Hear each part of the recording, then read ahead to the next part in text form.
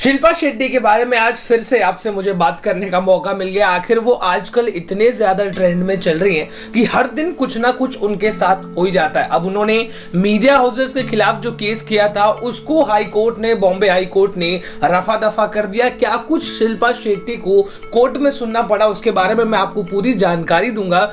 वहीं दूसरी तरफ आज बात करेंगे सीबीएसई के बच्चों के रिजल्ट्स के बारे में, जहां पर 12वीं के बच्चों के रिजल्ट्स आए तो सभी को लगभग सभी को 90% के ऊपर ज्यादा आए हैं बिना एग्जाम्स दिए। तो इस बात को लेकर कितना मजाक उड़ाया जा रहा है, मीम बनाया जा रहा है, पूरा डेटा मैं आपको दिखाऊंगा और भी कई सारी important news updates as usual. लेकिन उसके पहले आप सभी को मेरा नमस्कार। मेरा नाम है देवेश सिंह। समाचार 2.0 में आप सभी का स्वागत है। चलिए तो आज की शुभ शुरुआत शिल्पा शेट्टी से ही करते हैं, जहां पर 29 मीडिया हाउसेस के खिलाफ शिल्पा शेट्टी ने केस कर दिया था और डेफेमेटरी केस को लेकर। लेकिन फिलहाल जब उसकी कल हियरिंग हुई तो शिल्पा शेट्टी को आखिर में क्या कुछ सुनना पड़ा उसकी जानकारी मैं आपको देता हूं। जहां पर सबसे पहले बॉम्बे हाई कोर्ट ने कहा कि अगर आप ऐसा कह रही हैं कि वो तुम्हारे खिलाफ डेफेमेशन कर रहे हैं, तो अगर आप रो रही हैं तो उसका फोटो या वीडियो कोई अपने चैनल पे दिखा रहा है तो वो डेफेमेटरी कैसे हुआ? आप रो रही हैं वही चीज वो दिखा रहे हैं। दूसरी तरफ उन्होंने ये भी कहा कि अगर आप ऐसा कहती हैं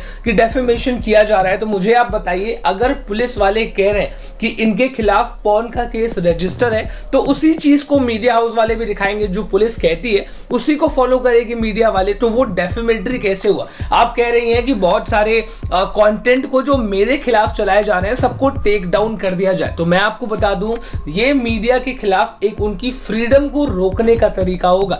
मीडिया की फ्रीडम को हम नहीं रोक सकते। उसके बावजूद बॉम्बे हाई कोर्ट ने कई सारे कंटेंट को जो कि एग्जैक्टली डेफेमेटरी थे उनको टेक डाउन करने के लिए कह दिया है। और आगे 20 सितंबर को इसकी दूसरी हियरिंग भी रखी गई है। आगे आखिर इस पूरे मामले में और क्या कुछ होता है जो शिल्पा शेट्टी को अभी बॉम्बे हाई कोर्ट ने सुनाया, मैंने पूरा डिटेल में आपको बता दिया। आगे भी जो होगा पूरी जानकारी आप तक जरूर पहुंच जाएगी। कोरोना वायरस, अब मौका आ गया आपसे बात करने का कोरोना वायरस के बारे में, क्योंकि पूरा देश फिलहाल कोविड से बाहर निकलने की पूरी कोशिश कर रहा है। वो बस ये सोच रहा है कि अब पैंडेमिक को साइड में रखा जाए और अपनी नॉर्मल लाइफ की तरफ वापस जाया जाए। लेकिन मैं आपको पिछले दिन का डेटा बता दूं तो 44,230 न्यू कोविड के केसेस देखे गए हैं, जो पिछले 3 हफ्तों में सबसे ज्यादा है, जिसमें से लगभग 50% केसेस सिर्फ केरला से देखने को मिल रहा है, जहां पर अब डेली नंबर में केसेस वापस से बढ़ता हुआ नजर आ रहा है। तो बड़ी कॉमन सेंस की बात है कि अभी भी कोविड खत्म नहीं हुआ है, तो अब क्या करें? वापस से सेफ्टी रखना काफी ज्यादा जरूरी है। अगर आप कहीं बहुत ज्यादा भीड़ भाड़ वाले एक इलाके में जाने का सोच रहे हैं तो प्लीज उन प्लान्स को कैंसिल कीजिए, क्योंकि वापस से ये कोविड आ रहा है और किसको डेल्टा वेरिएंट होगा आपको पता भी नहीं चलेगा। अगली वीडियो आपको हिमाचल प्रदेश से दिखाते हैं, जहां पर यह वीडियो कल सोशल मीडिया पर काफी ज्यादा चर्चा में थी। हिमाचल प्रदेश में पिछले कुछ दिनों से लगातार लैंडस्लाइड्स देखने को मिल रहे हैं, क्लाउड बर्स्ट यानी कि बादल का फट जाना और बाढ़ लगातार आ रही है। लेकिन मैं आपको बता दूं टूरिज्म में कोई भी कमी देखने को नहीं मिल रही है। टूरिज्म लगातार बढ़ते जा रहे हैं, होटल्स फुल ऑक्यूपेंसी पे चल रहे हैं, यानी कि टूरिस्ट अभी भी इतना कुछ देखने के बाद भी नहीं जा रहे। और जिस वीडियो की मैं आपसे बात कर रहा था वो वीडियो आप जरूर देखिए। कौन सा? गाड़ी भी ले लो पीछे। रोड गया ओपन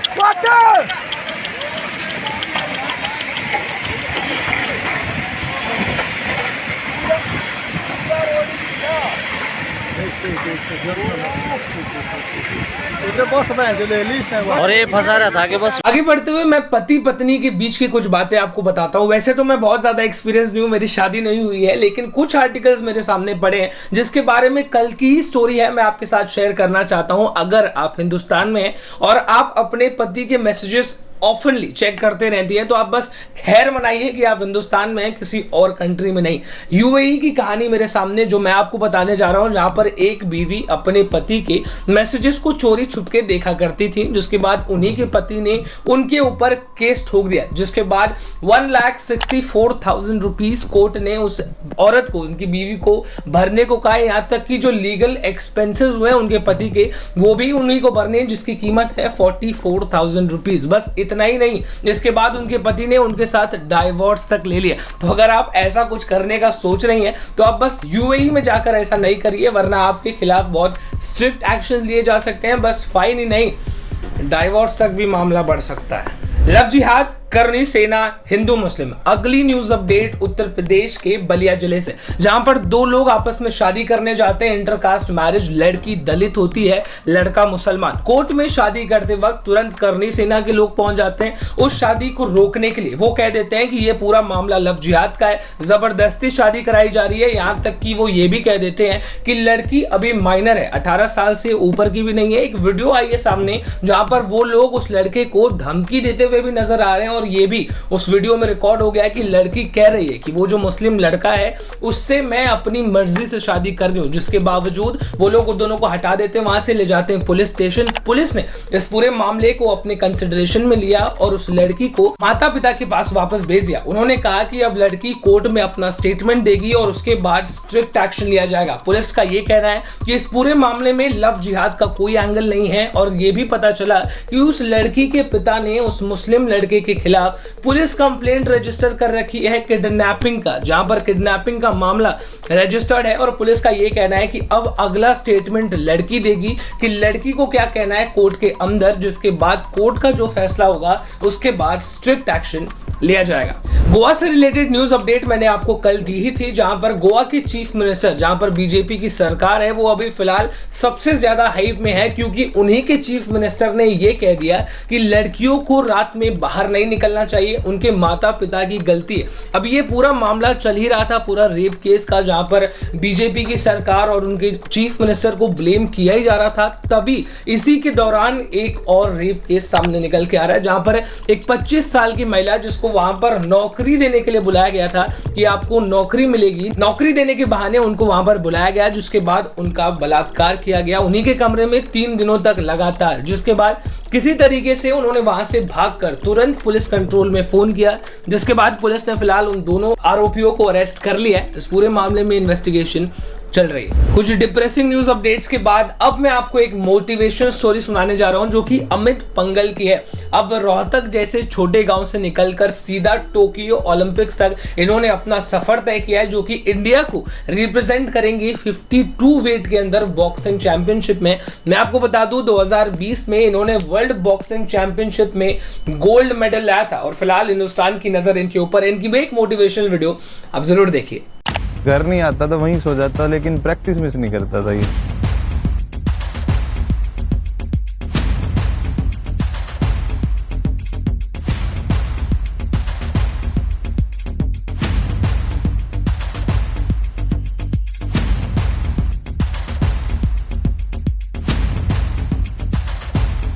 घर पे एक ऐसी सिचुएशन थी उस टाइम की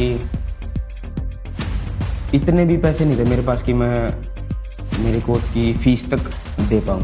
घर की हालत थोड़ी नाजुक थी। 2011 में जो है ना उसके भाई ने बड़े ने आर्मी ज्वाइन कर ली, उसके बाद थोड़ा पोजीशन सुधरी परिवार की। मेन गेम तो जो है वो बड़े भाई का ही था, उन्होंने छोड़ दिया कि मैं नहीं कर पाऊँगा तो शायद छोटा भाई कर पाए। मेरी जो भी ज़रूरत होती थी वो उसको पूरा करने की कोशिश करता।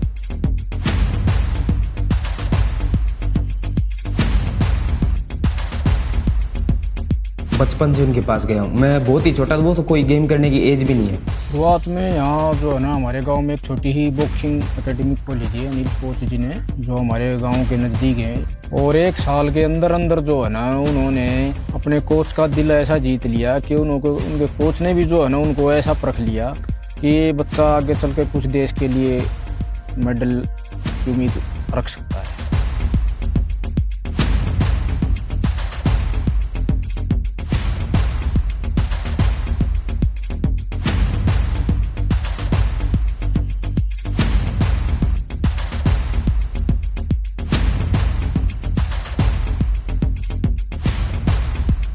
मैं ओलंपिक चैंपियन से 2 बार आ रहा था, तीसरी बार फिर से उन्हीं के साथ थी। तो उस टाइम पे इतना ज़्यादा स्ट्रेस था कि मैं 2 बार हार चुका हूँ, तीसरी बार क्या होगा, अगर फिर से हार गया तो ये तो हमेशा ही आगे आता रहेगा। तो मेरे कोच ने भी यही बताया कि जब तक इसको नहीं हरा के जाएंगे ये ऐसे आगे आता रहेगा।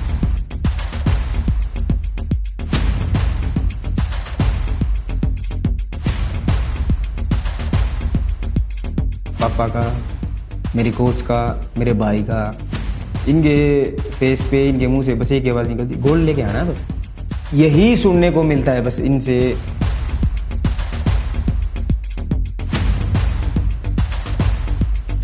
मिजोरम और आसाम के बीच जो बवाल इतना बड़ा आखिर हो रखा है उसके बारे में अब तक आपको जानकारी जरूर हो गई होगी, लेकिन फिलहाल सबसे बड़ा स्टेटमेंट मिजोरम के चीफ मिनिस्टर की तरफ से आ रहा है। उन्होंने कहा कि जो आसाम के चीफ मिनिस्टर हैं वो बिल्कुल भी मेरे भाई की तरह, ये जो पूरा मामला है दोनों के बीच बॉर्डर डिस्प्यूट, वो हम लोग एकदम पीसफुली सुलझाना चाहते हैं। लेकिन हमेशा ऐसा होता है जहां पर अभी आसाम में कई सारे रोड ब्लॉक्स किए जा रहे हैं, रेलवे ट्रैक्स को तोड़ा जा रहा है, जिसकी वजह से हमको बिल्कुल भी आइसोलेट कर दिया जा रहा है, जैसे कि हम अलग हैं, हिंदुस्तान का हिस्सा ही नहीं है। हमने प्रधानमंत्री नरेंद्र मोदी को लेटर तक लिखा है जिसमें हमने कहा है हम भी हिंदुस्तान का हिस्सा है और हमको हिंदुस्तान से अलग करने की कोशिश ना की जाए। हम पूरी कोशिश करेंगे कि मिजोरम और आसाम के बीच का जो ये डिस्प्यूट है वो बिल्कुल भी पीसफुली सॉल्व हो जाए, कोई भी वॉयलेंस ना हो। अगली वीडियो आपके सामने जम्मू कश्मीर से, जहां पर पुलिस डिपार्टमेंट और वाइल्ड लाइफ डिपार्टमेंट दोनों ने मिलकर एक स्कूल के अंदर से एक लेपर्ड को पकड़ा, चीते को। वीडियो सोशल मीडिया पर वायरल, आपकी नजर इस वीडियो पर।